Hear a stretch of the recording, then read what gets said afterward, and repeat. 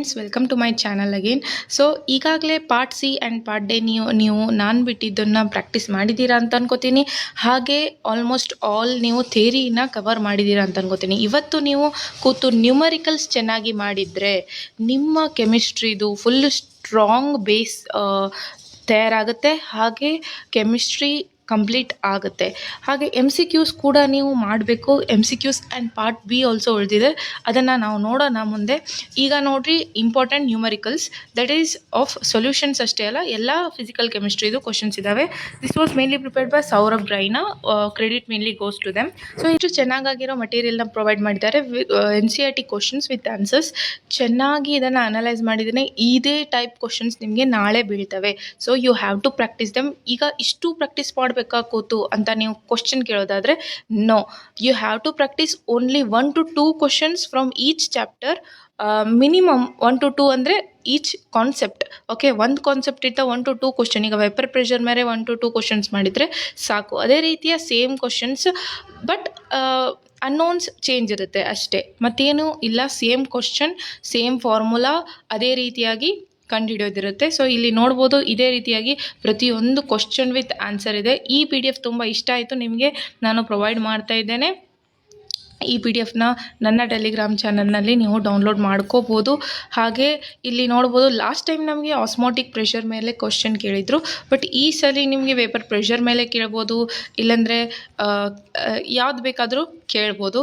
And ಎಲೆಕ್ಟ್ರೋಕೆಮಿಸ್ಟ್ರಿಗೆ ಬರೋದಾದರೆ same ಇದೇ ರೀತಿಯ ಕ್ವಶನ್ಸ್ ಕೇಳ್ತಾರೆ, which will be very easy. ಈಗ ಇಕ್ವೇಷನ್ ಕೊಡ್ತಾರೆ, ನೀವು ದಟ್ ಈಸ್ ಎಲೆಕ್ಟ್ರೋಕೆಮಿಕಲ್ ಸೆಲ್ದು ವ್ಯಾಲ್ಯೂ ಕೊಡ್ತಾರೆ, ನೀವು ಈ ಸೆಲ್ ಕಂಡುಹಿಡೋದು, ನರ್ಸ್ಟ್ ಇಕ್ವೇಷನ್ ಮೇಲೆ ಕ್ವಶನ್ಸ್, ಸೇಮ್ ಇದೇ ರೀತಿಯ ಕ್ವಶನ್ಗೆ ಮೋಲಾರ್ ಕಂಡಕ್ಟಿವಿಟಿ ಕ್ವಶನ್ಸ್ ಆಗಿರ್ಬೋದು, ಹಾಗೆ ಡೆಲ್ಟಾ G0 ಕಂಡುಹಿಡಿಯೋದಾಗಿರ್ಬೋದು, ಇದೇ ರೀತಿಯ ಕ್ವಶನ್ಸ್ ಕೇಳ್ತಾರೆ. Next chapter, that is chemical kinetics. Chemical kinetics ಅಲ್ಲಿನೂ same order, first order, second order, zero order, ಇದೇ ರೀತಿಯ ಇದ್ರ ಮೇಲೇ ಕ್ವಶನ್ಸ್ ಕೇಳೋದು ತುಂಬ ಈಸಿಯಾಗಿರ್ತವೆ. You can see here almost all ಇಲ್ಲಿ ನಮಗೆ ಸೆಕೆಂಡ್ ಚಾಪ್ಟ್ರಿಂದ ನ್ಯೂಮರಿಕಲ್ಸ್ ಇದೆ. ಈಗ ಕೆಮಿಕಲ್ ಕೈನೆಟಿಕ್ಸ್ಗೆ ಬರೋದಾದರೆ ಇದೇ ರೀತಿಯ ಫಾರ್ ದ ರಿಯಾಕ್ಷನ್ ಅಂತ ಕೊಟ್ಟು ಈ ರೀತಿ ಡಿಸಪಿಯರೆನ್ಸ್ ಆಗಿರ್ಬೋದು, ಅಪಿಯರೆನ್ಸ್ ಆಗಿರ್ಬೋದು, ಇದೇ ರೀತಿಯ ಕ್ವಶನ್ಸ್ ಕೇಳ್ತಾರೆ. So 20% of the reaction follow ಆದರೆ 10% ಆದರೆ ಹೇಗೆ, ಇದು ತುಂಬ ಈಸಿ. ವಿತ್ ಇಲ್ಲಿ ಅವರು ಇಯರ್ಸ್ ಮೆನ್ಷನ್ 2023 ಅಂತ ಮೆನ್ಷನ್ ಮಾಡಿದ್ದಾರೆ. ಸೊ ನೀವು ನೋಡ್ಬೋದು 2020ಗೆ ಇದನ್ನು ಕೇಳಿದ್ರು ಅಂತ. ಮೋಸ್ಟ್ಲಿ PYQC ಇಲ್ಲಿ ಆಲ್ಮೋಸ್ಟ್ ಎಲ್ಲ ಕವರ್ ಆಗಿರೋದು. ಸೊ ಇದನ್ನು ಸಾಲ್ವ್ ಮಾಡಿ ಹಾಗೆ ನೀವು ತುಂಬ ಚೆನ್ನಾಗಿ ಸ್ಕೋರ್ ಮಾಡ್ಬೋದು ನಾಳೆ ಎಕ್ಸಾಮ್ನಲ್ಲಿ. ತುಂಬ ಈಸಿಯಾಗಿಯೇ ಬರುತ್ತೆ ಪೇಪರ್ ಅಂತ ಹೇಳಕ್ಕೆ ಇಷ್ಟಪಡ್ತೀನಿ. ಇದು ನ್ಯೂಮರಿಕಲ್ಸ್ ಪಾರ್ಟ್ ಆಯಿತು. ಇಲ್ಲಿ ನಮ್ಮ ಲಾಸ್ಟ್ ಇಯರ್ ಪೇಪರ್ನ ಒಂದ್ಸತಿ ನೋಡೋಣ ಬನ್ನಿ. So you can see here, if we go with the numericals part, you can see here 41st one, the initial concentration N2O5. ಅಲ್ಲಿ ನಾನು ತೋರಿಸ್ದೆ ಅಲ್ಲ, ಇದೇ ರೀತಿಯ ಕ್ವಶನ್ ಕೇಳ್ತಾರೆ.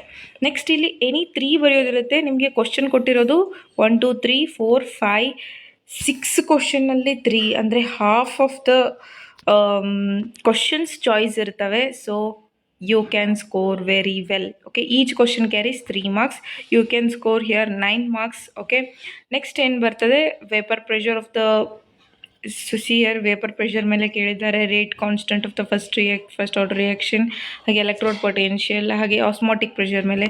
ಸೊ ಇದೇ ರೀತಿಯ ಕ್ವಶನ್ಸ್ ಬರ್ತವೆ, ತುಂಬ ಈಸಿ ಬರ್ತವೆ. ಸೊ ನಾನು ಆಗಲೇ ಹೇಳಿದಾಗೆ ಪಾರ್ಟ್ ಡಿಯಲ್ಲಿ ನಾನು ಕೊಟ್ಟಿರೋ ಆ ಕಾನ್ಸೆಪ್ಟ್ಸ್ನ ನೀವು ಓದಿದ್ರೆ 20 ಮಾರ್ಕ್ಸ್ ಸೆಕ್ಯೂರ್ ಮಾಡ್ಬೋದು. ನನಗೆ ತುಂಬ ಜನ ಕೇಳ್ತಾ ಇದ್ದರೆ ಎಷ್ಟು ಮಾರ್ಕ್ಸ್ ಸಿಗುತ್ತೆ ಇದನ್ನು ಓದ್ರೆ ಅಂತ. ಪಾರ್ಟ್ ಡಿಗೆ 20 ಮಾರ್ಕ್ಸ್ ಅಷ್ಟು ಕಾನ್ಸೆಪ್ಟ್ಸ್ ನೀವು ಕವರ್ ಮಾಡಿದರೆ, here 9 + 6 is 15 marks part C ಗೆ, and here 9 marks. Okay, 15 20 35 and plus 9 marks, that is 34, 44, then 44. ಮತ್ತೆ ಇಲ್ಲಿ 15 marks MCQs 15 marks and fill in the blanks 5 marks, total 20 marks ಇಲ್ಲಿ ಸಿಗುತ್ತೆ. So 44 + 20 is 64. ಆಲ್ಮೋಸ್ಟ್ ಇಲ್ಲಿ cover ಆಯಿತು. ನಿಮಗೇನಾದರೂ ಚೆನ್ನಾಗಿ ಮಾಡಬೇಕಾಗಿತ್ತಂದರೆ MCQs ಕೂಡ ತುಂಬ ಇಂಪಾರ್ಟೆಂಟ್ ಆಗುತ್ತೆ. MCQsನಲ್ಲಿ ಮೆಜಾರಿಟಿ ಆಫ್ ದ ಮಾರ್ಕ್ಸ್ ನಾವು ಕಳ್ಕೊಳ್ಳೋದು. ಸೊ MCQsನ ಫೋಕಸ್ ಮಾಡಿ.